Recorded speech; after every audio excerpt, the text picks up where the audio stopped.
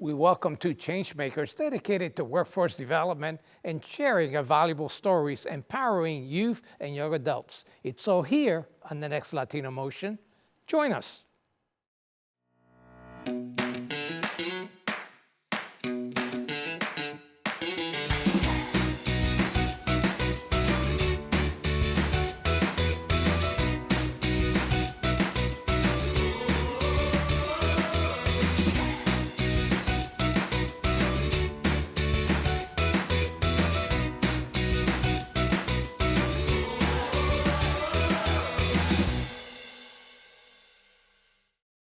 Latino Motion with Bert Lopez is presented by Latino Motion Public Affairs Media, a New Jersey nonprofit corporation. Join us online at www.latinomotion.tv. Find us on Facebook and YouTube. We encourage your comments and contributions for show topics. Funding for Latino Motion is provided by Atlanticare. For more information, call 1-888-569-1000 or visit atlanticare.org. Atlantic City Electric, energy for a changing world. And South Jersey Gas. Welcome to Latino Motion, a weekly interview show highlighting issues impacting New Jersey's Latino community while advancing understanding of Latino cultural heritage and contributions to our society. And here is your host, Bert Lopez. Buenos dias and welcome to Latino Motion. I'm happy to welcome Minerva Guzman Lopez to discuss the importance of preparedness for the workforce. Minerva, welcome to Latino Motion. It's good to see you. And I know we go back a long ways, knowing each other for many, many years, and I'm happy that you are now the founder of Action Coach Training Solutions. Yes. And you've been involved with workforce for a very long time, HR, and certainly developing folks for the workforce. Tell me a little bit about what motivated you to start the company.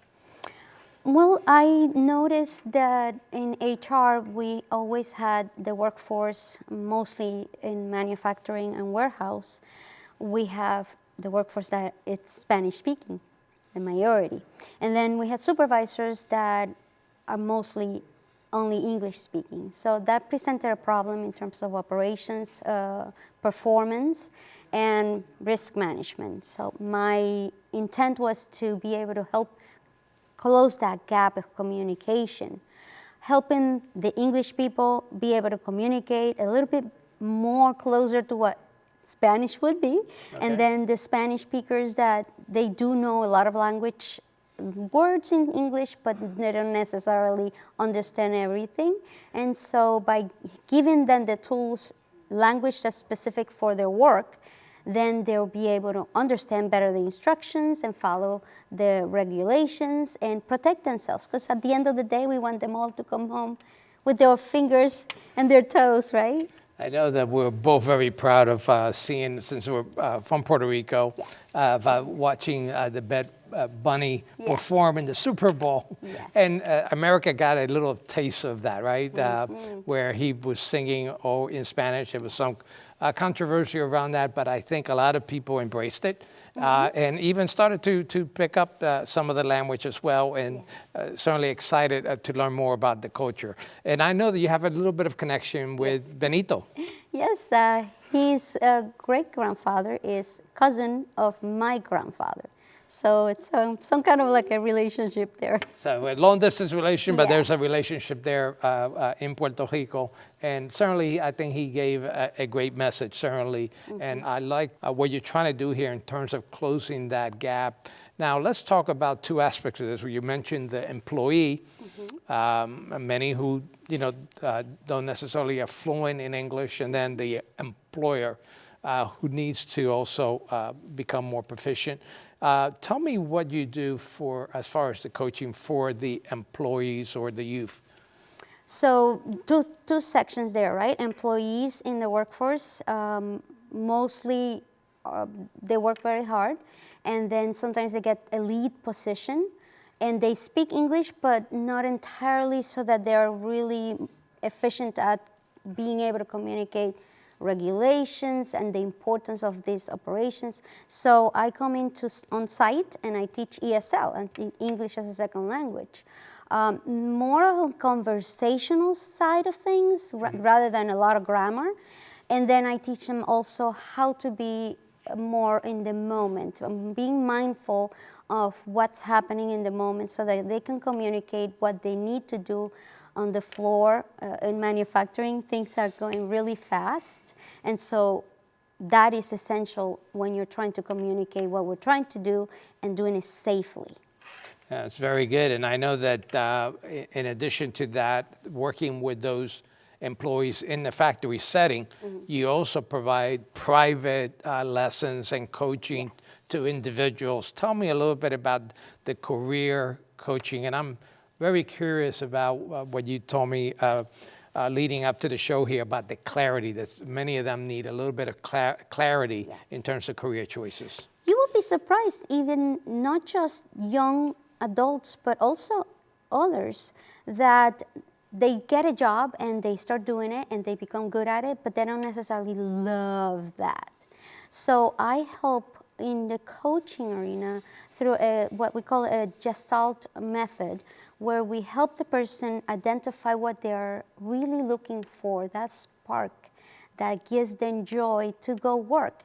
And yes, we are all very hardworking demographics, right, in the Latino community, but that doesn't necessarily mean that we're doing something we love. And so I help either the young people that are trying to get into a particular field get clarity on what it is that they really love doing. And so when that happens, then we identify ways of getting to that position, because not all careers are linear.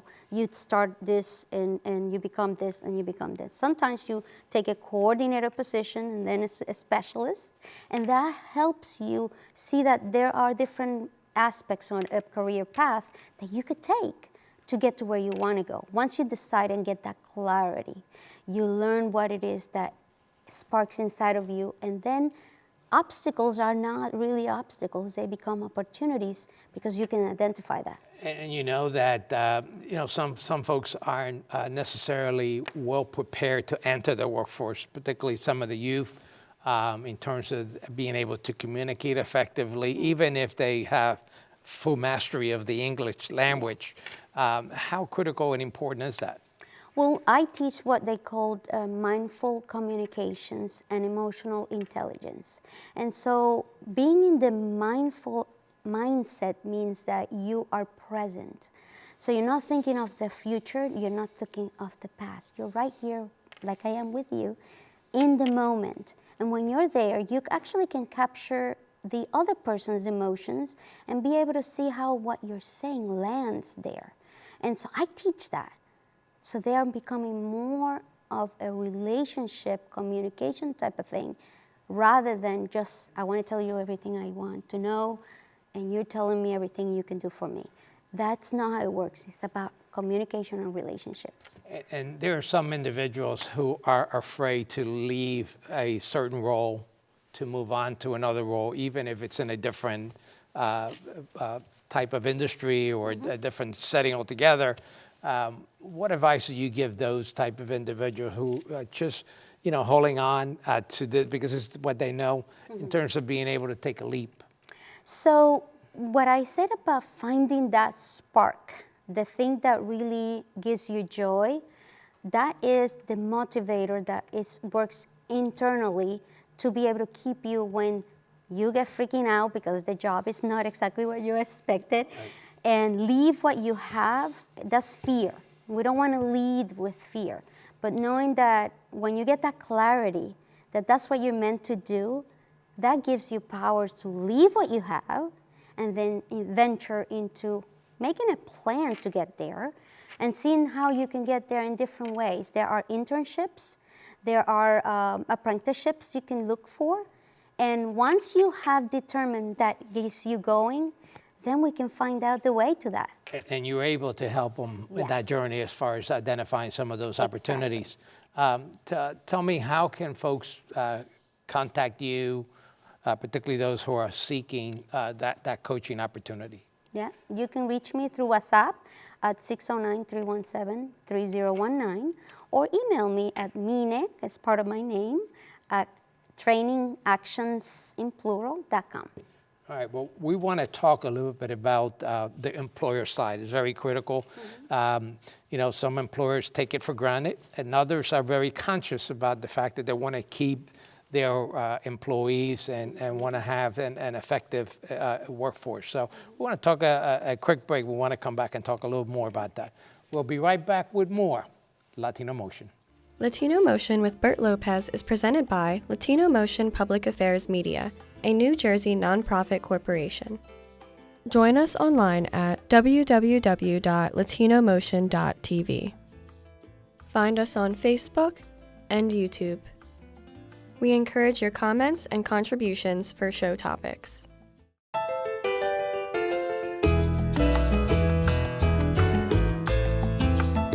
Welcome back to Latino Motion. We continue our discussion with Minerva Guzman Lopez, and we'll continue to discuss workforce preparedness. Minerva, I know that we talked about the importance of preparing employees, particularly those that may be challenged with language. And I know that you have several programs, a lot of coaching that you do, and it's important to have those employees ready for the workforce. But by the same token, we do have the employers who also need to worry about risk management and also to have operational efficiencies. And you offer a lot of those opportunities to help them with their employees, particularly those who may be challenged with English. Tell me a little bit about those services that you provide to the employers. Well, essentially, we understand that when we are present in the moment, we are able to manage whatever it is in front of us, right? If you are worried about something that happened or something that it's going to happen in the future, then you're not present and you will be able to cause problems. It could be an accident or could be an error in the production line. So employers want to understand what it is that we can do to enable the employee to be able to be in the present moment. And that's where my work comes into play, because I teach what it is that you can do so you are present. And we're talking about not just about communication, but also if something should happen, how would you react? But if you're not aware that you're being triggered or bothered by something, you could be reacting or overreacting for that matter, that you will take a different action that you wouldn't do if you were in your best self. So that's part of the programs I teach. Not only I teach how to communicate better so that you are more concise, but also that you are present so you can capture what it is that's happening in the moment so you can really react better. So what you're describing right now is the mindful communications? Yes. So, okay, so if you could expand a little bit about that. So that's being present in the moment and thinking through, basically thinking ahead, so to speak. Yes, well, but thinking ahead is more like a visualization where you would know if something should happen, I'm going to see myself in all these other potential problems and what I'm going to do to be my best self, right?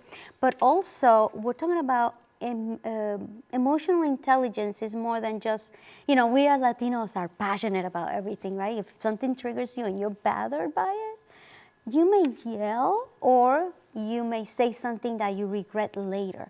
But by understanding that you are in the present moment and you are owning your emotions, what it is that you feel, if your stomach is getting tight or your hands are getting crunchy, you know something is bothering you. And so when I teach mindfulness communication, I am helping you be in the present so that if something should happen that it's adversary to you, you'll be able to bring your best self instead of overreacting or reacting in the moment. And so that's what emotional intelligence is really all about, where you are intelligent into the approach that you're going to take at that moment. Yeah, and this goes to all sorts of businesses, right? Whether it's a small business or a large business, you have to be mindful of the risks Yes. and also the operational effectiveness, which is everything you're covering right now. Now, another thing you had mentioned previously, and I know that you've indicated to me that you work with employers on is emotional intelligence. Yes. What's involved in that?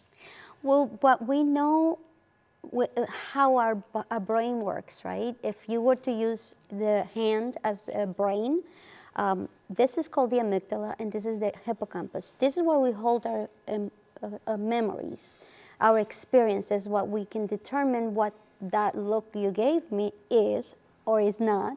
And so the amygdala is essentially this portion of the brain is what they call the reptile brain, because we behave like cavemen. But it's not a bad thing. It's what keeps us safe. For example, if you hear something bang outside, your heart is going to automatically react. And so instead of keeping that there, we want to use essentially what they call the frontal cortex of the brain, which is the intelligent part, the reasonable part, the one that can be your very best self. And so thinking about that, if you are allowing yourself to guide this by the cave brain, you are going to overreact. Some things that you remember, maybe somebody says something and you're triggered, and it's a perceived threat, your body's going to react as if you were being And that's threatened. probably very important, particularly when you have a high-stress job and Exactly. you're meeting deadlines. Yes. And obviously, in a production line, Yes. that's very critical. To lose your temper easily and not think for the moment. Yeah, that's what they call the flip the lid in English. Right. You flip the lid and you're not your very best self. So how do you manage to teach that, right? Because people who people are people, and they tend to react Yes. emotionally. How do you get them to step back and to think in with emotional intelligence? So what I mentioned earlier about being present, you have to connect to your brain to your whole entire body, right?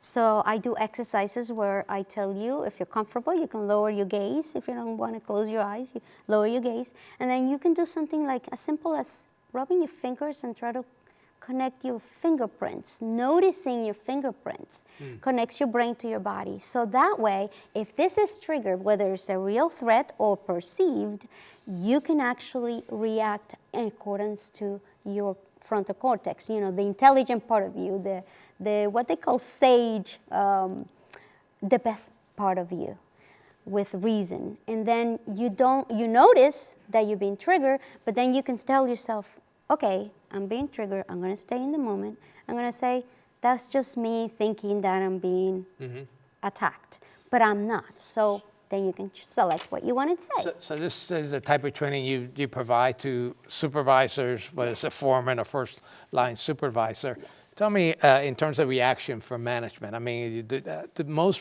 managers see this as a good thing? Absolutely. This is what's really making the difference in between retention and attrition. You have people leaving the company. Why? Because you got managers that yell all the time and they don't listen. But if you have a manager that is trained to recognize what their emotions are, they are sensing because the body's telling them, and then they know what to do. And do you also talk about cultural competencies? For example, they're dealing with Latinos, et cetera. Yes, absolutely. Because we are diverse cultures, whatever it is, something that would bother you may not be someone else. For example, the English community. There has to be an understanding what that is. And so I bring all of that to the table.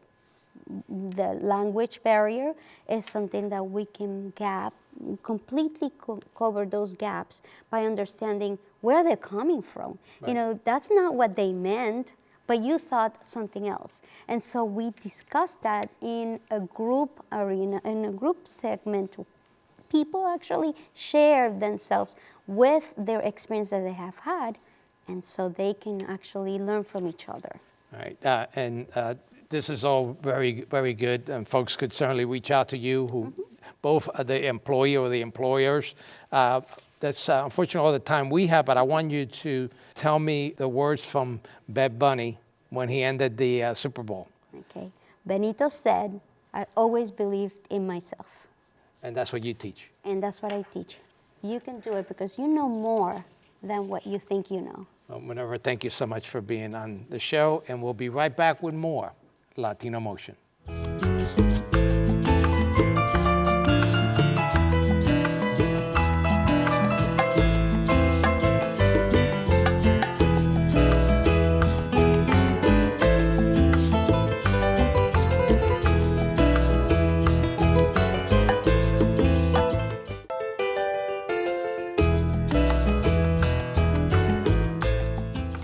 Welcome back to Latino Motion. Storytelling is an excellent way to empower others. And my next guest is an expert in doing just that. Joining me is Christina Noble with Stories of Atlantic City. Christina, welcome to Latino Motion. Actually, I should say welcome back to Yes. Latino Motion. You're a prior guest on the show. And you were with the Stories of Atlantic City. Yes. You also work for the city of Atlantic City. But tell me more about the Stories of Atlantic City in terms of what it really means and why AC? Yes, so Stories of Atlantic City, for those who don't know, is a collaborative project, a collaborative journalism project that focuses on telling restorative, untold stories about Atlantic City and its people. You say, why AC? Because we know how Atlantic City is typically portrayed in the media. It's usually negative stories. There was a story, for example, that came out during the pandemic called A City Without a Pulse. And it came out by Politico, one of the biggest news media outlets there are. And so we focus on Atlantic City because as community members, as people that live there and work there, we know our community best, and we know that we see a lot of good happening in Atlantic City. And we feel that we should have fair portrayal in the media as well to show and highlight what Atlantic City has to offer. It's not just casinos.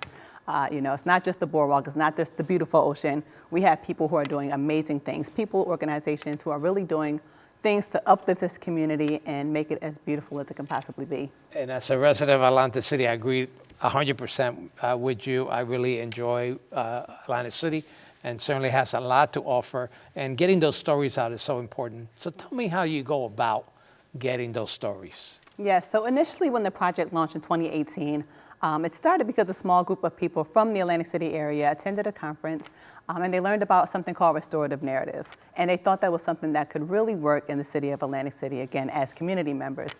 So initially when the project started, it focused on hyper-local media collaboration. So we partnered with local news outlets, and they all went out and found stories that they thought were worth telling.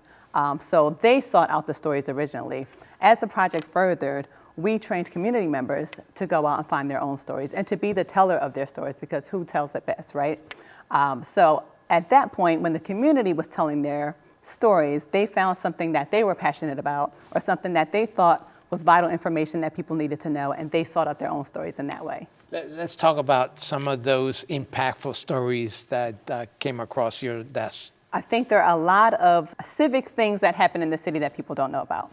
And so you don't know what's happening in your city unless you're a part of these significant meetings that happen or a part of these significant organizations. And so one of the things that I remember, one of our community reporters reported a story on a school board meeting. They thought that there was critical information that the community didn't know about and that they thought they should be privy to. So they went out and attended a Board of Education meeting to see what was going on, see what the significant issues were on the table. They reported on it and then reported back to their community. And we also shared it on our Stories of Atlantic City page so that people can see and know what's happening in their school district where they pay taxpayers' dollars. Yeah, absolutely. Yeah. Now, I like the part where you're training community folks to tell stories. And that's easy, not as easy as it looks, right? It's very difficult for people to tell their story. And has that been very successful in the training programs? Yeah, so that is a project that launched back in 2021 when it was really critical for people to receive information. We know during the pandemic, there was really this devoid of information that was happening because people didn't have access to information, whether they didn't have access to the internet or other resources. So we thought that it would be helpful to train the community members at that point so that they can pull the information and then also disperse the information, even if it's just telling someone that they knew. Again, because we know not everyone had access to internet and other resources. So that program, I believe, was really critical. Not only did we train community members how to tell stories, but also how to find accurate information, how to avoid disinformation and misinformation. Right. And we work with a very diverse group, which we did intentionally. So people from all backgrounds of life, people from all different age groups. So there was also that because we did use some tech in our training. So, we built a community within a community, and we worked with what we had. And it was a learning experience for all of us instructing, as well as all of our community members that joined. They helped each other. There was that technology gap sometimes. So just being able to sit there and watch them train each other as we train them to go into their communities and empower their communities was really critical and really amazing to see. So I know that a part of this is also exposing free resources and available resources out in the community. That's also an important part as well. Yes, absolutely. There are so many resources in Atlantic City and just locally in this, in the broader community of Atlantic City. And many times people don't know about it, again, because there is this information gap that tends to happen in communities like ours. So a critical part of that was to be able to expose everyone in our community to the resources that are available to them. And we know people had issues during the pandemic that were exacerbated because of the pandemic. We know that Atlantic City, or maybe many doesn't know that Atlantic City is considered a food desert. Right. And so just being able to obtain basic needs that people needed and basic information was difficult in our community. So I know you're going to continue that, and Yes. there's also a tie-in to your day job, right, Yes. with youth, because you also work a lot with youth, and you're going to be hosting your own show here, the Stories of Atlantic City, Yes. here at Stockton University. By the way, Stories of Atlantic City falls under Stockton University. So again, Stockton University taking the lead and really reaching out into the community and finding those gaps like you're doing with your program. Tell me about the show. Yeah, so the show will do everything I just talked about. It will highlight Atlantic City in the best way possible. But additionally, it will provide those resources. It will provide information. It will keep people current on what's happening in their community. There are so many different initiatives that are happening, so many things that we feel are important for people in this community to know about. So we'll be bringing on different guests to talk about what their initiatives are, what resources they have to offer, again, because there is an abundance of resources in Atlantic City. And just also some of the great stories that are happening there too, because there's always something amazing happening in the city of Atlantic City. Well, I'm looking forward to it, certainly, and we're going to be here together, right? We're taping the same studio, and obviously this is another important aspect that we need to provide to the community. Yes. Tell me, how do you plan to continue to engage the youth? Yes, so for those who don't know, I'm the city's director for youth services. And I do want to highlight one of the projects that we did with Stories of AC. We created a teen reporter camp, which modeled after our community reporter fellowship. Okay. So it was a miniature version of it for teens, because we want to train them how to become civically minded as well. And I think that was a really great starting point for us, because this generation coming up under us, they are very informed, they have access to the internet, and they are pushing boundaries in the ways that we may not have been able to because we didn't have the same resources. I think it's very important to also, I guess, clarity for the youth, right? Yes. They read so much misinformation, Yes. And certainly getting them grounded what the truth Absolutely. is very, very important. And again, thank you so much for joining us. Thank you for having me. And I'm sure you'll be back. I will. You'll catch me soon on the show as well. This is all the time we have. Thank you for joining us once again here on Latino Motion.